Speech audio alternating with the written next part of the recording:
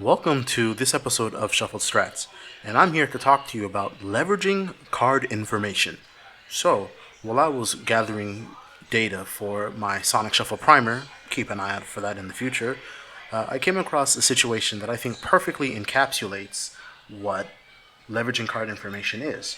So, if you take a look over to the footage, you can see that I'm playing big, and my hand is awful. Like, really, really bad. I somehow managed to make it first to the Pressure Stone, but ultimately, after burning the three cards that I had prior to, I had nothing in my hand, but I still chose to get into battle. And this is because of one reason specifically.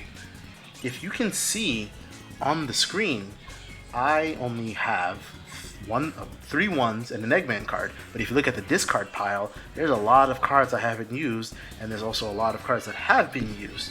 So with this information, I can basically tell at a glance that, not counting my hand, I have a 1 in 17 chance of picking a 1 and automatically failing the fight. Doesn't even matter if I pick a 2 because at least I have the chance to get a critical and still finish the fight, which is what happens. This is pretty cool, and I think is a good uh, microcosm representation of how important it is to keep an eye on the discard pile and how important it is to know what options you have available to you at any given time.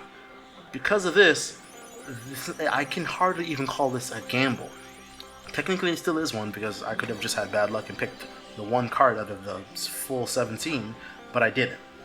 It was heavily in my favor, and it's simply because of this that I decided to even challenge the boss in the first place, despite how bad my hand is.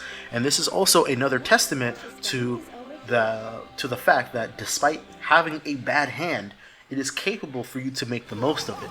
Because the cards I had started with were 2 5s, a 6, the 3 1s, an Eggman card, and luckily for me, the 2 5s and a 6 were able to get me just far enough to get to the stone before any other player. But along the way, I had to duel players to stop them so that I can guarantee I have the easiest chance of getting to the Pressure Stone in time. So by leveraging those three cards, dueling along the way, and making sure I understand what cards I have available to me, I was essentially able to play as if I had a good hand the whole entire time. No matter what you actually see in my hand now, I was able to play like normal. And I think that's pretty damn cool, and another facet of Sonic Shuffle that once people actually sink their teeth into, they'll find out that yet again, this game has a lot of meat. Anywho, I wanted to keep this short, and short I shall keep it. Tune in for the next episode of Shuffle Strats. I'm out. Peace.